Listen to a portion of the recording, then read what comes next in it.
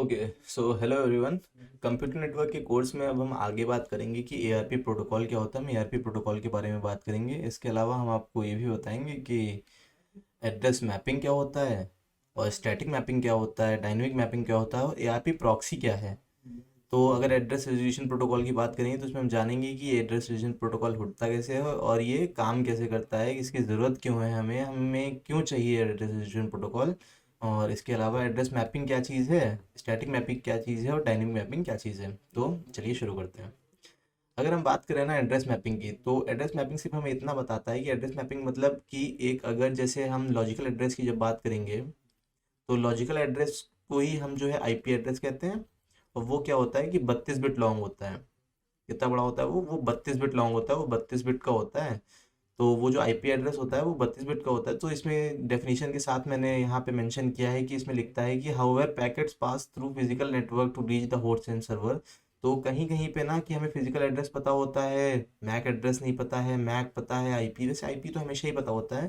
तो इन सब जगह पे हमें इन सब चीज़ों में हमें स्टैटिक मैपिंग और डायनेमिक मैपिंग का फ़र्क समझ में आएगा, और एआरपी का भी यूज़ समझ में आएगा। तो अगर एड्रेस मैपिंग की बात करें तो फिजिकल एड्रेस को ही हम लोकल एड्रेस कहते हैं।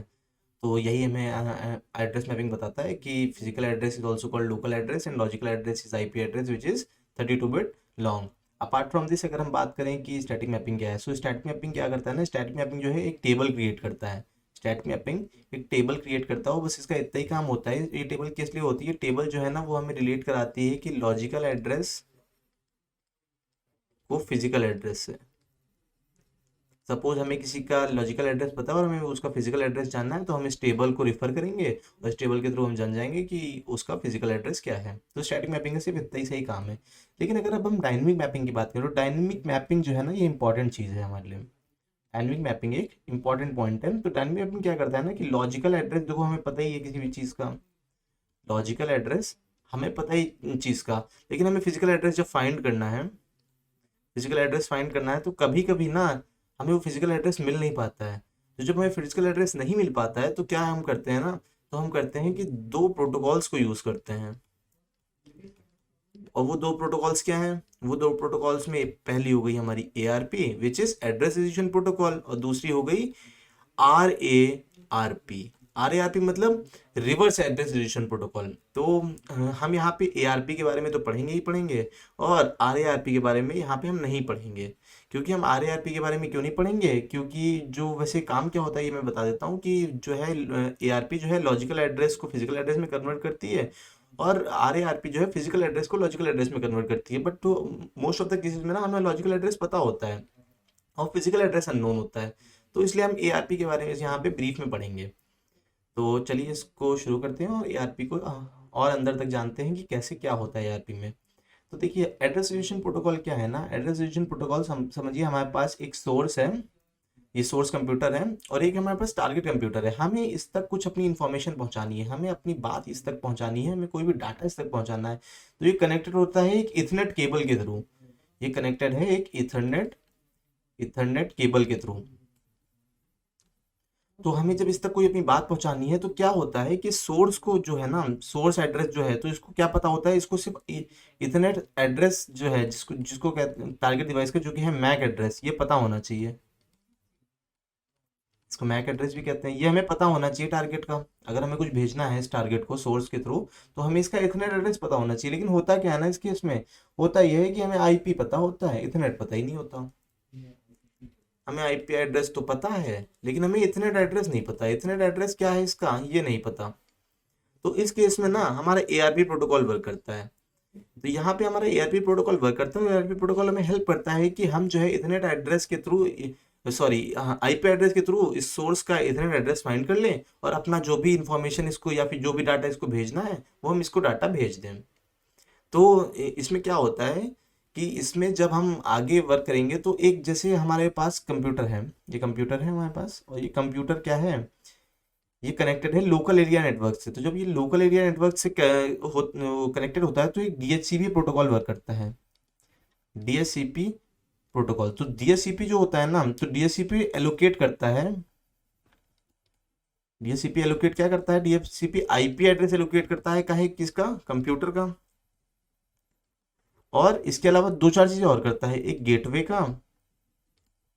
गेटवे का आईपी एड्रेस करता है, और दूसरा करता है डीएनएस सर्वर का। तो तो डीएससीपी जो है वो इन तीन चीजों का हमें आईपी एड्रेस प्रोवाइड करता है। लेकिन सपोज अगर हम मानिए अगर हम लिखते हैं कि www.webcoding.com, हमने ये लिखा, तो अब क्या करेगा कि इसको जब हम ब्राउजर में अपने डाल रहे हैं तो ब्राउजर को पता ही नहीं है कि ये www.webcoding.com है क्या, आखिर क्या चीज़ है ये www.webcoding.com। तो ये क्या करेगा कि ये जो है ब्राउजर को डीएनएस सर्वर एक है, जो डीएनएस सर्वर क्या करेगा कि डीएनएस सर्वर जो है ब्राउजर को उसकी अंडरस्टैंडेबल लैंग्वेज जो उसे समझ में आती है उसमें इसको चेंज कर देगा। वो उसमें उसको चेंज कर देगा तो फिर क्या होगा कि ये जब www.webcoding.com जो हमने लिख रखा है, ये जो है हमारा, हमें जैसे www जो हमने लिख रखा है, ये हमें इसका आंसर दे देगा कि मतलब ये जो आपने सर्च किया है इसका आंसर मिल जाएगा इसको। तो ये होता है कैसे, ये मैं बताऊंगा इसके इसमें।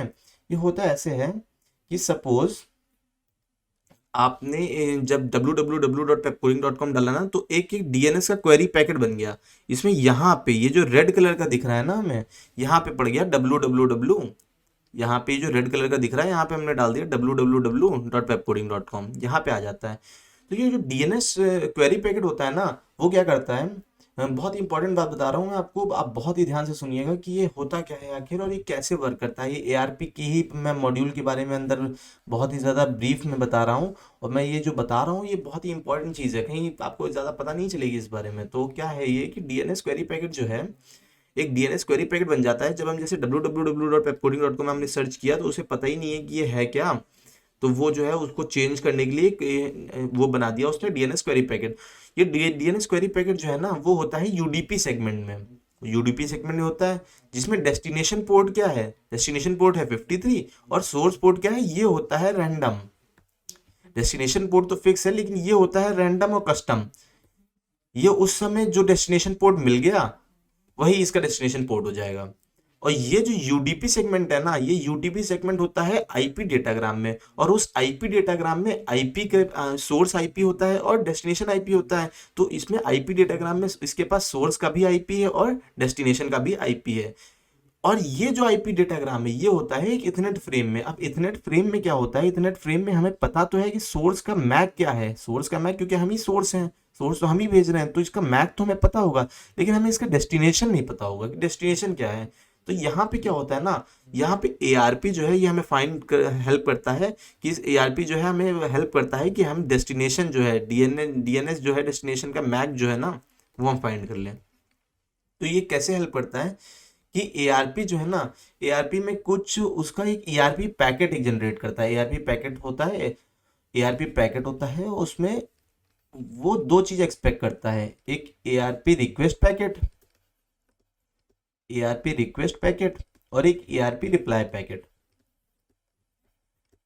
एआरपी रिक्वेस्ट पैकेट क्या करता है कि एआरपी रिक्वेस्ट पैकेट को रिक्वेस्ट करता है, कहता है कि ये मैं रिक्वेस्ट कर रहा हूँ और मुझे इसके बदले में कुछ रिप्लाई चाहिए कि मैंने जो रिक्वेस्ट की है उसमें आपका क्या रिस्पॉन्ड है, आप क्या बताना चाहते हैं, आप क्या चाहते हैं उस चीज को। तो एआरपी जो रिक्वेस्ट पैकेट होता है ना वो कुछ चीजें कंटेन करता है। वो कुछ चीजें क्या होती हैं, वो कुछ चीजें होती हैं hardware type, protocol type, hardware की लेंथ, प्रोटोकॉल की लेंथ, और ऑपरेशन, ऑपरेशन 1, ऑपरेशन 2। ऑपरेशन 1 मतलब कि ये रिक्वेस्ट में है, ऑपरेशन 2 का मतलब है कि ये रिप्लाई में है।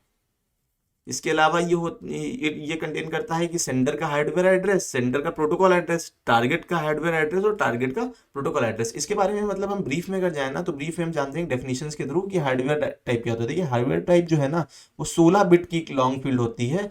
क्या डिफाइन करती है, type of network, type of network define करती है जो एआरपी में रन कर रहा होता है। और ये क्या होती है, सपोज इथरनेट के लिए ये 1 है, इथरनेट में वर्क कर रहा है तो इथरनेट के लिए 1 है। प्रोटोकॉल टाइप की बात करें तो प्रोटोकॉल टाइप भी 16 बिट की फील्ड होती है, 16 बिट की फील्ड जो है वो प्रोटोकॉल डिफाइन करती है। तो इसमें क्या होता है कि वैल्यू जो है जैसे IPv4 में है ये तो 00800116 आ गई, IPv6 में है तो उसका अलग होगा। तो एआरपी जो है ना इसमें प्रोटोकॉल टाइप में इस तरीके का वर्क करती है।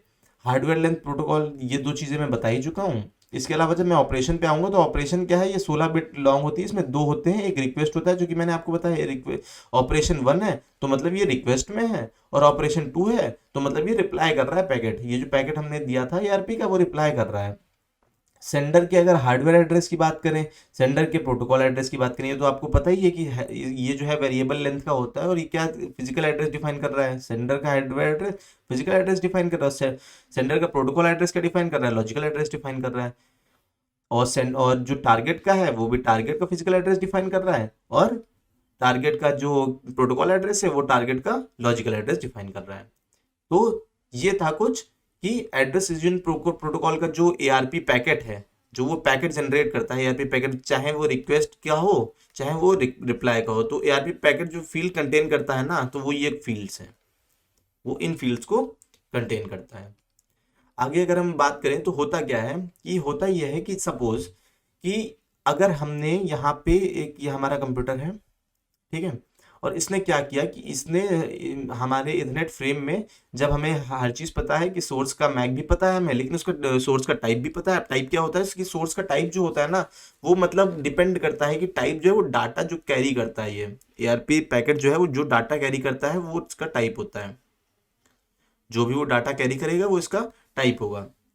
तो ये जब इसके पास है तो ये क्या करेगा कि एआरपी रिक्वेस्ट पैकेट जब उसने क्रिएट किया तो ये क्या करता है कि ये अपने डेस्टिनेशन के मैक एड्रेस को फाइंड करने के लिए क्या करेगा कि कंप्यूटर से कहेगा कि ये काम करो कि इथरनेट फ्रेम को यहाँ पे ब्रॉडकास्ट कराओ, मतलब ब्रॉडकास्ट ना करो, इथरनेट फ्रेम को यहाँ पे डालो, और इथरनेट फ्रेम क्या करेगा, इथरनेट फ्रेम कहेगा कि देखो हमारे पास मैक एड्रेस अपना है, हमारे पास टाइप है, और हमारे पास एक डाटा का रिक्वेस्ट पैकेट है।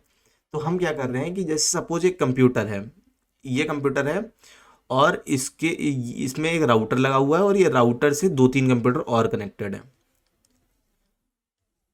इसी चीज़ को मैं बताना चाह रहा हूँ, ये राउटर लगा हुआ है, नेटवर्क स्विच, एक समझिए एक तरीके से आप इसको राउटर मान लीजिए, या नेटवर्क राउटर, ये जो है ये तो गेटवे है। तो इसमें क्या है, सपोज कि एक ये कंप्यूटर में एक राउटर लगा हुआ है, एक ये है सोर्स कंप्यूटर है मेरा, और हमें इसको टारगेट करना है, और ये लगा हुआ है राउटर, ठीक है। तो ये करेगा सोर्स कंप्यूटर, क्या करेगा कि सोर्स कंप्यूटर अपनी रिक्वेस्ट डालेगा, ईआरपी रिक्वेस्ट इसने यहाँ भेजी, और इसने कहा कि मुझे इस टारगेट को, मतलब जिसका हमें आईपी पता है लेकिन इसका हमें मैक नहीं पता है, तो ये कहेगा कि ये जो है हमें इस आईपी को हमें ये इन्फॉर्मेशन सेंड करनी है। तो वो राउटर क्या करेगा, राउटर उसे उस इंफॉर्मेशन को जो रिक्वेस्ट पैकेट आया है ना उसे ब्रॉडकास्ट कर देगा, उसे ब्रॉडकास्ट कर देगा। अब ये जब इसके पास आया, सपोज ये कंप्यूटर 1 है, ये कंप्यूटर 2 है, ये कंप्यूटर 3 है, अभी कंप्यूटर 1 के पास आया, कंप्यूटर 1 कहेगा अरे इसमें आईपी तो मेरा पड़ा है, अच्छा तो ये मुझे बुलाना चाह रहा है, तो ये कहेगा अच्छा मुझे बुलाना चाह रहा है, तो मैं इससे जाके बात करूंगा, मैं देखूंगा क्या चाह रहा है ये, या कुछ भेजना चाह रहा है, या कुछ मांग रहा है, या क्या चाहता है ये। तो ये जो है ना, ये टारगेट कंप्यूटर जो हमारा है, जब उसे पता दिखेगा कि ये जो रिक्वेस्ट आई हुई है, रिक्वेस्ट पैकेट आया हुआ है, तो वो रिक्वेस्ट पैकेट में क्या करेगा, रिक्वेस्ट पैकेट जैसे ही देखेगा कि एआरपी का एक रिक्वेस्ट पैकेट आया है हमारे पास, और उसमें मेरा मैक, जो क्या बोलते हैं सोर्स का मैक पड़ा हुआ है ना, वो इथरनेट एड्रेस जो है वो सोर्स का पड़ा हुआ है, और वो मांग क्या रहा है, टाइप मतलब मेरा मांग रहा है, कि मतलब मेरा एड्रेस वो जानना चाह रहा है, मतलब मेरे से बात करनी है। तो वो आके यूनिकास्ट जो होता है, जो रिप्लाई पैकेट होता है वो यूनिकास्ट होता है, तो वो आके खुद इससे बात कर लेगा, कहेगा अच्छा क्या क्या बात है और कैसी बात है, तो ये अच्छा ऐसा है वैसा है, तो वो अपनी जो भी क्वेरी भेजना चाहेगा, डाटा भेजना चाहेगा, जो भी भेजना चाहेगा वो पर्सनली उसको भेज देगा, क्योंकि फिर यहाँ पे इसको इसका आईपी एड्रेस भी पता होगा और इसको इसका मैक एड्रेस भी पता होगा। तो ये कुछ था कि एआरपी वर्क कैसे करता है। तो ये एआरपी था, एड्रेस रिजोल्यूशन प्रोटोकॉल था। एड्रेस रिजोल्यूशन प्रोटोकॉल ऐसे वर्क करता है, और इसका काम क्या है वो भी हमने आपको बता दिया। जब बात करेंगे हम प्रॉक्सी आरपी की, कि प्रॉक्सी आरपी क्या है, तो प्रॉक्सी आरपी में बेसिकली होता क्या है ना, अब जैसे यही मान लें कि ये एक जो है राउटर है, ये एक राउटर है, और इसमें कंप्यूटर्स ऐड हैं, इसमें एक ये कंप्यूटर ऐड है जो कि हमारा सोर्स कंप्यूटर है, ये सोर्स कंप्यूटर्स में ऐड है, और राउटर में ये 2-3 डेस्टिनेशन कंप्यूटर है, ठीक है। तो अब क्या है इसमें कि जब हमें कुछ भेजना है, ये कंप्यूटर 1 है, कंप्यूटर 2 है, कंप्यूटर 3 है, तो हम एआरपी में क्या करते थे ना, एआरपी में मैंने प्रोसेस बाय प्रोसेस बताया था कि जब रिक्वेस्ट जाती है तो कैसे जाती है, क्या इथरनेट फ्रेम में कैसे जाती है, उससे पहले आईपी फ्रेम में कैसे जाती है, और कैसे क्या एक एक प्रोसेस बताया था।